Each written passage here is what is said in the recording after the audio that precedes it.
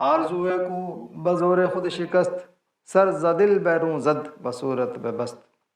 تمنا جو کہ اپنی قوت سے پھوٹتی ہے، دل سے سر کو باہر نکالتی ہے اور بہتر صورت بنا دیتی ہے۔ کو کہ وہ بزور خود اپنی طاقت سے، شکست وہ پھوٹا، بیروں زد اس نے باہر پھینکا، بہتر بست اس نے باندھا۔ شعر نمبر 15 اور 16 میں عقل کی بات کر کے اقبال نے 17ویں شعر میں قوم کی تنظیم نو اور علوم کی تجدید نو کی بات کی ہے، جو بظاہر ایک مشکل کام ہے۔ اقبال نے اس کام کو پھر آرزو کے ساتھ منسلک کر دیا کہ جیسے ایک بیج زمین کو پھاڑ کر دھرتی سے اپنا سر باہر نکال لیتا ہے اور جلد ہی ایک درخت کی صورت اختیار کر لیتا ہے، یا ایک چوزا انڈے کے خول کو توڑ کر اپنا سر باہر نکالتا ہے اور ایک نئی صورت اختیار کر کے چند دنوں بعد فضاؤں میں اڑنے لگتا ہے، ایسے ہی تم بھی اپنی قوم میں ایک نئی آرزو پیدا کرو اور اس میں اتنی شدت پیدا کرو کہ وہ اپنے خول کو توڑ کر باہر آئے اور دنیا کے سامنے بالفعل ایک نیا عادلانہ اور منصفانہ نظام قائم کر کے اسلام کی ایک نئی اور خوبصورت تصویر دنیا کے سامنے پیش کرتے۔ اور ایسا کرنے اور ہونے کا یقین مجھے مولانا رومی کی صحبت سے ملا ہے کہ لاکھ مفکر، فلسفی اور سائنسدان اپنا سر جوڑ کر بیٹھ بھی جائیں تو ان کے مقابلے میں وہ موسیٰ کامیاب ہوتا ہے جو اپنی جان ہتھیلی پر رکھ کر فرعون کا مقابلہ کرنے کے لیے میدان میں اتر جاتا ہے۔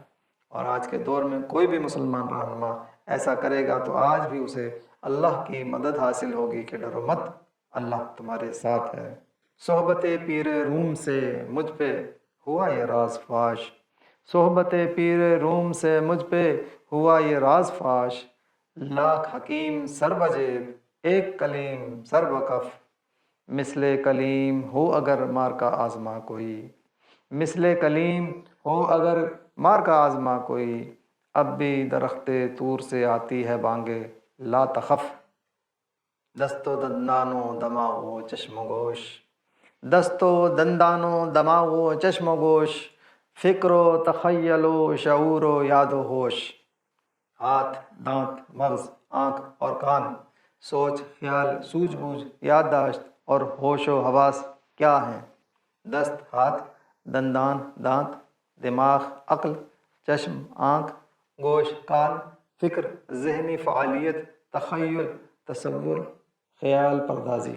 شعور، آگاہی، ادراک، فہم، یاد، حافظہ، ذہن، ہوش، فراست، دور اندیشی۔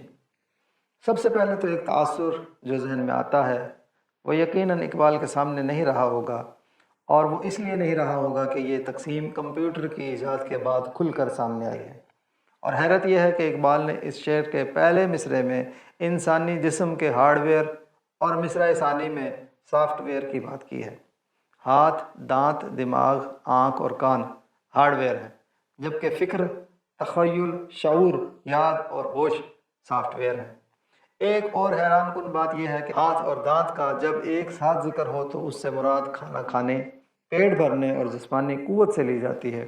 جبکہ اقبال نے کھانا کھانے کا تعلق دماغ، آنکھ اور کان کی تقویت سے جوڑا ہے۔ اس کی وجہ یہ ہے کہ اگر ہاتھ اور دانت کھانا اس لیے کھائیں کہ صرف پیٹ کا بھرنا ہی مقصود ہو تو ایسے شخص اور جانور میں کوئی فرق نہیں رہتا، بلکہ وہ ایک درندہ بن کر دوسروں کے حقوق پر ڈاکہ مارے گا۔ وہ قوم جو انسانیت کا لبادہ اوڑھ کر دوسری اقوام کا گلا کاٹیں، ان کی نظر میں دیگر اقوام کے غریب عوام کی حیثیت ایک جانور جیسی ہوتی ہے، جسے اپنے مقاصد کے لیے استعمال کرنا وہ اپنا حق سمجھتے ہیں۔ وہ قومیں دیگر اقوام کو سود کے جال میں جکڑ کر منمانی کر کے اس قوم کے تمام وسائل پر قابض ہو جاتی ہیں، جبکہ نیکی اور خیر تو صرف لوگوں میں مال تقسیم کرنے سے حاصل ہو سکتا ہے۔ تو وہ اقوام جو زرکشی کو اپنا اصول بنا لیں وہ حقیقت میں حقیر ہیں، ان سے کار خیر کی توقع رکھنا ہی کار عبث ہے۔ سودی نظام سے بڑھ کر بھلا کیا فتنہ ہوگا کہ اس کے چلن کے ساتھ ہی انسانوں کو قرض حسن دینے کی لذت و ثواب سے محروم کر دیا گیا ہے۔ یہ سود انسان کی روح کو تاریک کر دیتا ہے، یہ سود آدمی کے دل کو اینٹ اور پتھر جیسا سخت اور سنگ دل بنا دیتا ہے۔ اس سود سے اقوام ایسے درندوں میں بدل جاتی ہے جن کے ہاتھ بھیڑیے کے پنجے اور دانت نوکیلے اور خونخوار بن جاتے ہیں۔ ہیچ خیر از مرد کے زرکش مجو، لن تنالوا البر حتی تنفقوا، अजरिबा आखिर चेमी जायद फितन कस न दानद लज्जत कर्ज हसन अजरिबा जा तीरा दिल चूं खिश्तो संग आदमी दरिंदा बेदंदानो चंग। इस शेर में इकबाल ने हाथ और दांत की एक नई जहत वज़ा की है कि दस्तो दंदानो दमागो चश्मो गोश फ़िक्रो तख़य्युलो शऊरो यादो होश। शेर नंबर 15 और 16 में अकल पर गुफ्तगू, 17वें शेर में कौम की तंजीम नौ और उलूम की तजदीद नौ की बात करके आरजू के साथ जोड़कर इस शेर में एक लाया अमल दे दिया है कि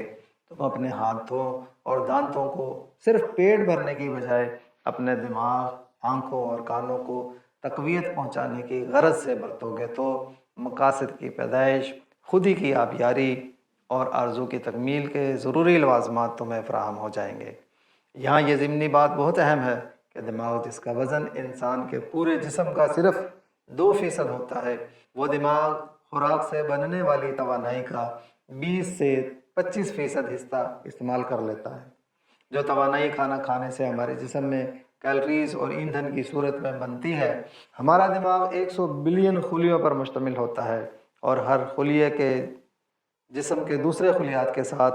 5000 से 10,000 कनेक्शंस होते हैं। हमारा दिमाग एक दरिया की तरह होता है जिसमें एक तरफ हर लम्हा खुद को नए अंदाज से बदलने की आदत होती है और दूसरी तरफ उसमें ख्यालात की रो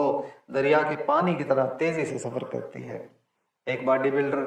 जब वर्जिश करता है तो अपने जिस्म के मसल्स पर वज़न डालता है, जिससे दिमाग को ये पैगाम मौसूल होता है कि फ़लाँ जगह पर टूट फूट की मरम्मत और उसे मजबूत बनाने के लिए खुलियात की ज़रूरत है।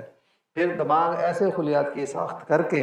मुतल्लिका जगह पर उनकी फ़राहमी और तसर्रुफ़ को यकीनी बनाता है। जैसे एक बॉडी बिल्डर अपने वर्जिश के अमल से अपने जिस्म को तवाना और ख़ूबसूरत बना सकता है, ऐसे ही हम अपने दिमाग को इर्तकाज़ तवज्जो की वर्जिश करके तवाना और मजबूत बना सकते हैं और मकासद की तख्लीक कर सकते हैं। अपनी खुदी को बरूए कार लाकर आला से आला आरजू को मुंतखब कर सकते हैं और अपने हाथों और दांतों से सेहतमंद और गज़ाइयत से भरपूर खुराक खाकर इस तवानाई को दिमाग की मजबूती में सर्फ कर सकते हैं और मजबूत दिमाग को आरजू की तकमील में लगा सकते हैं।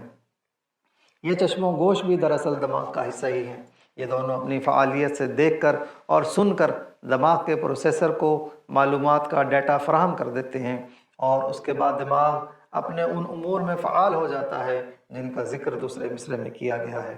कि फ़िक्र से ज़हनी फ़ालियत को आरजू की तरफ मतवज्जो रखना है, तख़य्युल और तसव्वुर से ख्याल परदाजी के ज़रिए शऊर को हालात हाज़रा की आगाही हासिल करनी है, इदराक और फ़हम को हरदम ताज़ा रखना है, याददाश्त की ताकत से अपने हाफ़ज़े में माजी को मुस्तहज़र रखना भी ज़रूरी है ताकि आपके जहन से अपने असलाफ़ की अज़मत रफ्ता कभी भी महव न होने पाए और अपने होशो हवास को मुश्किल तरीन सूरत हाल में भी कायम व दायम रख कर दूर अंदेश फ़ैसलों से अपनी उस आरजू और तमन्ना को पूरा करना है जिसका हदफ हमें अल्लाह और उसके रसूल अल्लाह सल्लल्लाहु अलैहि वसल्लम ने अता फरमाया है। गोया कि हमने अपने दस्तो दंदान से खाना खाकर अपने दिमाग, चश्म और गोश्त को तवाना बनाकर उससे आला दर्जे की फ़िक्र व तख़य्युल, बेहतरीन शऊर, याद और होश से काम लेते हुए अपनी देरीना आरजू को पूरा करना है और ये काम इन सलाहियतों के लिए यकीनन काबिल अमल है। ज़िंदगी मरकब चूदर जंगाह बाख्त, ज़िंदगी मरकब चूदर जंगाह बाख्त, बार हिफ्ज़ खेश ई हालात साख्त।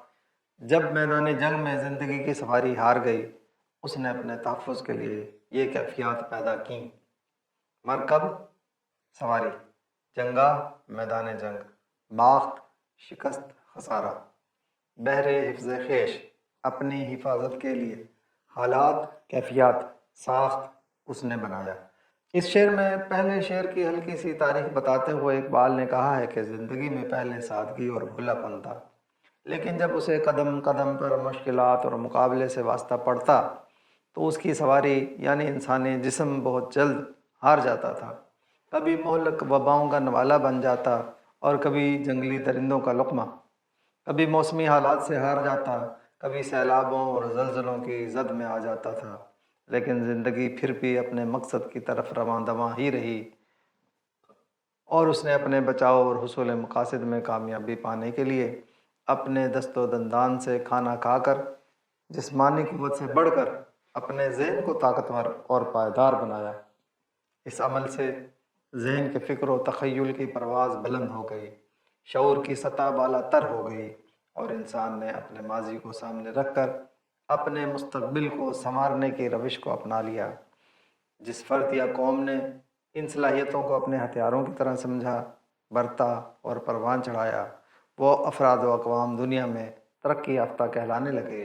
اور جو افراد و اقوام ان ہتھیاروں کے استعمال میں پیچھے رہ گئے وہ ترقی پذیر کہلائے، اور جنہوں نے ان صلاحیتوں کی طرف التفات نہ کی وہ غیر ترقی یافتہ ہوئے۔ اور یہ سلسلہ اب بھی چل رہا ہے۔ جو اقوام ان ہتھیاروں کا استعمال بہترین انداز سے کرے گی اسی کا سورج دنیا کے افق پر روشن ہوگا، اور باقی اقوام کو اپنی شناخت برقرار رکھنا بھی محال ہو جائے گا۔